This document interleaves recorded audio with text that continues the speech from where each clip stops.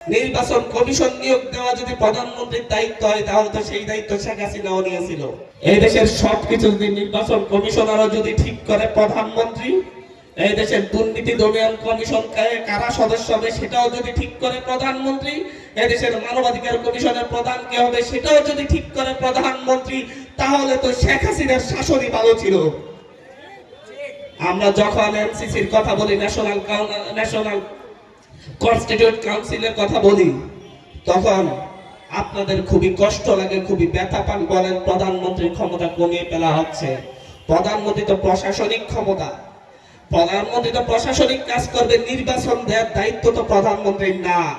নির্বাচন কমিশন নিয়োগ দেওয়া যদি প্রধানমন্ত্রীর দায়িত্ব হয় তাহলে তো সেই দায়িত্ব শেখ হাসিনাও নিয়েছিল।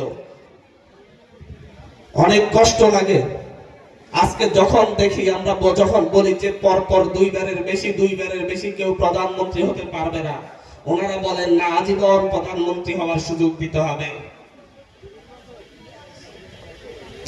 অলরেডি একজন বলে ফেলেছে জনগণের ভোটের মাধ্যমে আগামী 30 বছর অমুক দলই ক্ষমতায় থাকবে। ঠিক একই রকম কথা শুনছিলাম আমরা কার চোখে, যেন 2041 সাল পর্যন্ত জনগণের ভোটে আমরাই ক্ষমতায় থাকবো। এইরকম ভাষা আমাদেরকে ভয় লাগায়, আমরা ভয় পাই। আপনারা বুঝছেন না কেন?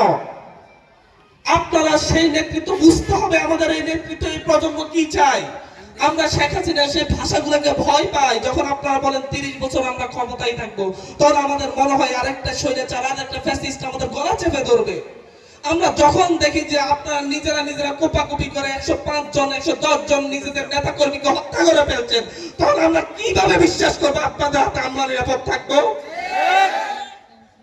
আপনারা বুঝতে হবে, এখন এই 2024 এসে আপনারা আমাদেরকে নিয়ে রাজনীতি করবেন।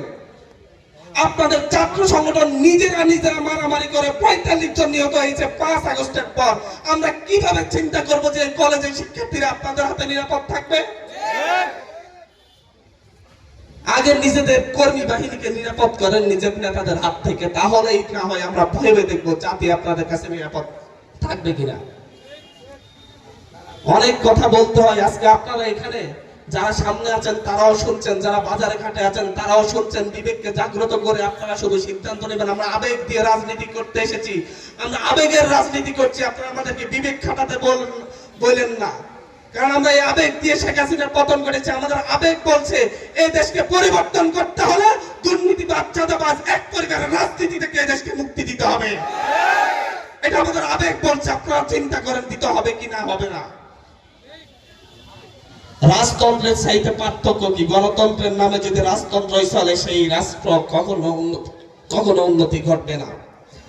অনেক কথাই বলতে হয়। আজকে সিরাজগঞ্জের বেলকুচিতে এসেছি, হয়তো পরে আসলে আরো বলবো, কিন্তু আজকে বেলকুচিবাসীকে বলবো, আপনারা আপনাদের সন্তানদের হাতকে শক্তিশালী করুন। ভয় পাইয়েন না, ভয় পাইয়েন না, আমাদেরকে ছেড়ে যাইয়েন না। আমাদেরকে যদি ছেড়ে যান, আপনাদের পরবর্তী প্রজন্মের জন্য ভয় করুন, দেখবেন আবার আরেক ফ্যাসিস্ট আপনাদের গলা চেপে ধরবে। এখন যেমন আপনাদের দোকানে দোকানে চাঁদাবাজি হচ্ছে, তখন আপনাদের ঘরে ঘরে চাঁদাবাজি হবে। ক্ষমতায় গেলে কতটা ভয়ঙ্কর হয়ে উঠবে শুধু একবার ভেবে দেখুন। শুধু এটাই বলবো আপনাদেরকে।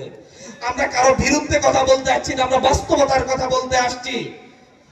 আপনারাও এই দেশকে 54 বছরে শাসন করেছেন, আওয়ামী লীগও করেছে, কিন্তু আমরা যারা পরবর্তী সময়ে জন্মগ্রহণ করেছে, আমাদের জন্য নিরাপদ বাংলাদেশ আপনারা দিতে পারেন নাই, সেটা স্বীকার করেন। আপনারা যদি রাজনৈতিক দলগুলো যারা ছিলেন এতদিন, তারা যদি সবাই একসাথে হয়ে যদি সুন্দর একটি বাংলাদেশ গড়তে পারতেন, আমার ভাই বোনেদেরকে আমার সামনে গুলি করে মারতে হতো না। সুন্দর নির্বাচন, একটার পর একটা নির্বাচন হতো, সুন্দরভাবে ক্ষমতার পালা বদল হতো, সেটা হয়ে যেত। কিন্তু এখন আপনারা সেই দিকে আগাচ্ছেন না। এখনো বলেন নির্বাচন কমিশন যেভাবে ছিল আগে সেভাবেই হবে, নতুন ভাবে হওয়া লাগবে না। এখনো বলেন যে অর্থ বিল, সব বিল আমরা নিজেরাই করবো, আর কিছু করা লাগবে না। আপনারা সবকিছু আগের মতোই রাখতে চাচ্ছেন। মৌলিক বিষয়গুলা কিন্তু ছোট ছোট বিষয় যেগুলা পরিবর্তন না করলেও চলে, সেগুলা পরিবর্তনের রাজি, কিন্তু বড় কোনো তারা সংস্কারে রাজি হচ্ছেন, আপনারা মিডিয়াতে দেখতে পাচ্ছেন।